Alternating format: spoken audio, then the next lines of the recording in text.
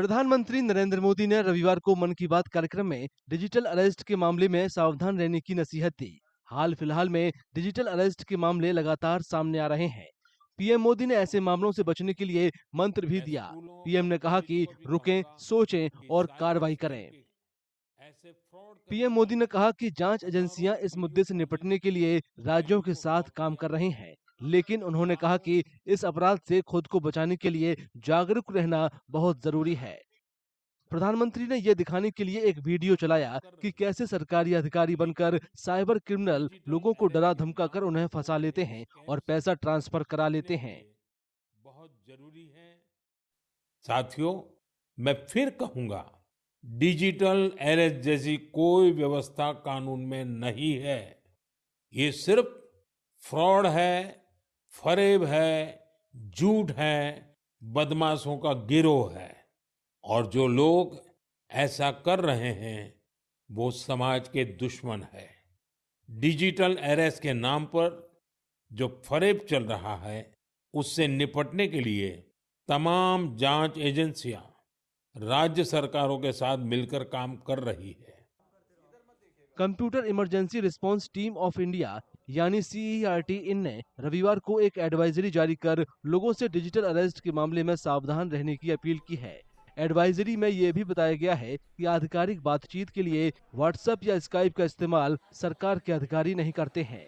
Advisory में बताया गया है कि डिजिटल अरेस्ट के मामले में फंसाने के लिए लोगों को एक फोन, ईमेल या मैसेज किया जाता है। इसमें दावा किया जाता है कि उनके नाम का एक पार्सल पकड़ा गया है जिस पर चोरी या मनी लॉन्ड्रिंग का मामला बनता है।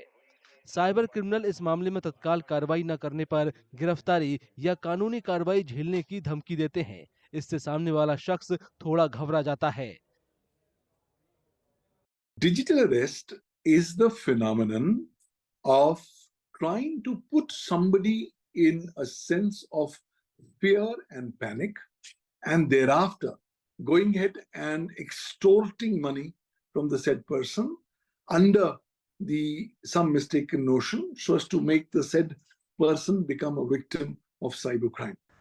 सीईआरटी इनकी एडवाइजरी में यह भी कहा गया है कि अपना नाम केस से हटाने या जांच में सहायता करने का झांसा देकर साइबर क्रिमिनल लोगों से पैसा ट्रांसफर करा लेते हैं। एक्सपर्ट के मुताबिक घोटालेबाज किसी करीबी दोस्त या रिश्तेदार की आवाज सहित पहचान को क्लोन करने के लिए आर्टिफिशियल इंटेलिजेंस का भी इस्तेमाल करते हैं। कॉल के दौरान वो कुछ ऐसा माहौल बनाते हैं जिससे लगता है फोन सुनने वाले शख्स का कोई करीबी मुश्किल में फंसा है। उस करीबी को मुश्किल से बचाने के लिए साइबर क्रिमिनल पैसा ट्रांसफर करा लेते हैं। AI now begins to start playing a game-changing role as far as cybercrime is concerned. AI has come as God-sent gift to cyber criminals because AI can now be used extensively for the purposes of committing various cyber crimes, for the purposes of making people vulnerable to and target of various kinds of cyber crimes. So in a number of these cases, we are now beginning to see how AI is being used to come up with the digital fakes, with deep fakes, with all kinds of false information. Digital arrest होते हैं तो इसमें बहुत मोटे मोटे मतलब single victim मतलब हमारा एवरेज विक्टिम का कॉस्ट 2.5 करोड़ 3 करोड़ है एवरेज विक्टिम का कॉस्ट। तो इस साल बहुत ज़्यादा ये इन्वेस्टमेंट फ्रॉड और डिजिटल अरेस्ट ये अक्टूबर नवंबर से स्टार्ट हुआ है और अभी फुल फ्लो में है। अभी तक हमने इस साल अराउंड 180 के अराउंड अरेस्ट किए हैं, लेकिन इन केसेस की आपको एक क्रोनोलॉजी समझने की वो मतलब क्रोनोलॉजी तो नहीं, जो टेक्निकल इनका वो है इसमें अलग अलग वर्टिकल हैं। This is going on like a proper organised industry, ये रैंडम नहीं है।